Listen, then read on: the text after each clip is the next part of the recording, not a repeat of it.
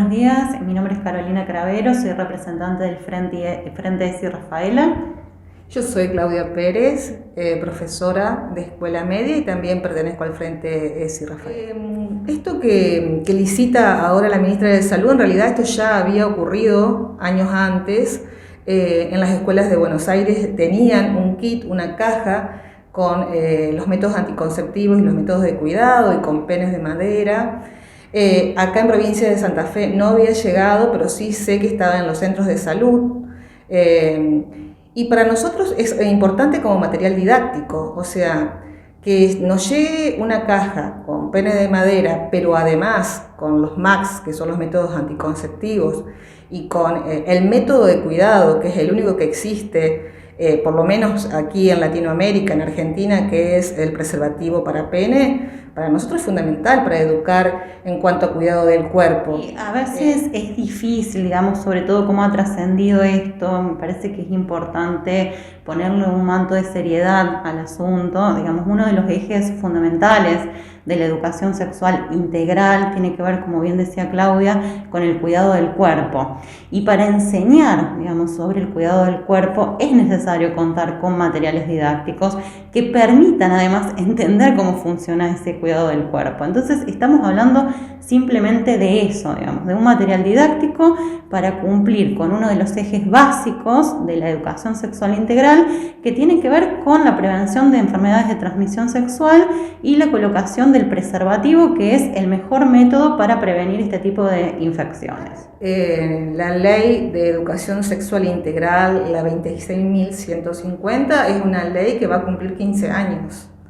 Es en realidad una política pública, ¿sí? Y además para mí es un proyecto social, ¿sí? Sola educación sexual integral en las escuelas sola no sirve, necesitamos tener una red armada con los centros de salud, con la justicia.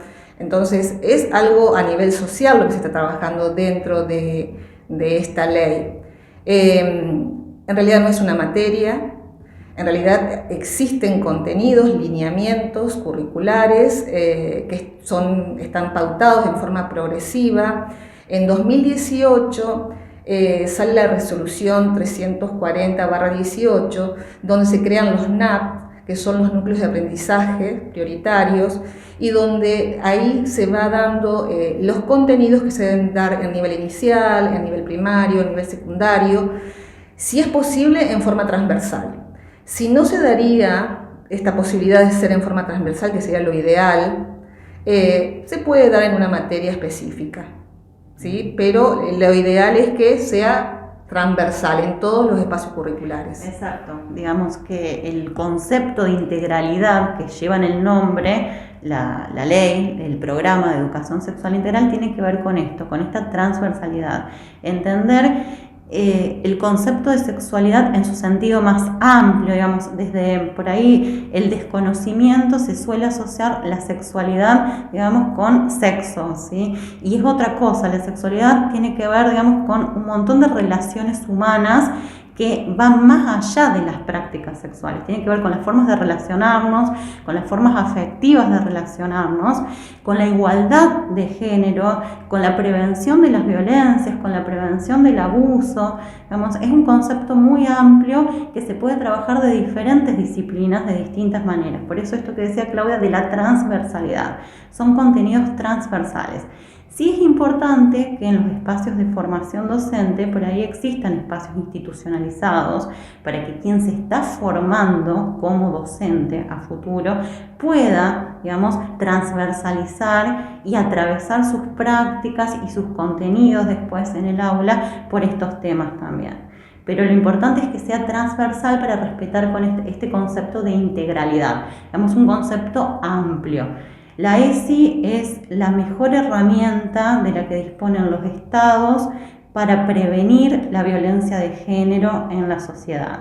Porque una de las cosas fundamentales que se trabaja es cómo se construyen y deconstruir los estereotipos y los roles de género, lo cual es fundamental para erradicar la desigualdad de género que produce la violencia. Sí, sin duda. educación sexual integral tiene muchas resistencias, creo que por falta de información. Es importantísimo que la escuela esté en contacto con las familias, que se informe que existen proyectos institucionales dentro de las escuelas, no todas lo tienen, pero varias ya tienen proyectos institucionales que incorporan la educación sexual integral, que se informe los contenidos, que se van a dar, de qué forma, las estrategias. Con esto no quiere decir que se pida permiso, porque es una ley, o sea, es un derecho humano, educación sexual integral, o sea que nuestros alumnos son sujetos de derecho que deben recibir educación sexual integral. Y el Estado, y nosotras como docentes somos Estado, somos garantes de esos derechos, de que no sean vulnerados. Entonces yo creo que lo que se necesita es mayor información, más comunicación con la familia, y si la familia tiene alguna duda, tiene algún resquemor, acercarse a la escuela, plantearlo, y que se va a charlar, se puede debatir, se puede llegar a un consenso entre familia y escuela para que el derecho no sea vulnerado. Sí, digamos, es un tema que lamentablemente a veces, sobre todo en ciertos contextos, se ha politizado, y lo digo en el sentido electoralista, mucho, digamos. Esto es un tema que, por ejemplo, hay ciertos países donde no se discute, digamos, esos países que siempre se miran o que se ponen de ejemplo como desarrollo para algunas cosas, pero para otras no. En este aspecto a veces se deja fuera, pero esos países que se suelen ver como modelos de desarrollo, digamos, esto es un tema que no se pone en ninguna mesa de discusión. Y yo creo que incluso generacionalmente, digamos, porque de hecho lo hemos sondeado hasta con construcciones estadísticas y demás, entre los jóvenes tampoco hay, digamos, ningún tipo de duda sobre la necesidad y la importancia de recibir educación sexual integral. Sí, por la desinformación muchas veces se genera como cierto resquemor en las familias, pero tiene que ver con esto que decía Claudia, con la desinformación, con la falta de comunicación. Digamos, la ESI es el instrumento del cual disponen los estados para que niñas, niños y jóvenes tengan una vida libre de violencia, libre de abuso. Digamos, nadie se puede, creo, oponer a eso. Entonces hay que mejorar la comunicación y entender que es un derecho de niñas, niños y adolescentes. O sea, a ver, es lo mismo que en una situación de violencia. Digamos, el Estado interviene porque tiene que garantizar los derechos de esas niñas, niños y adolescentes.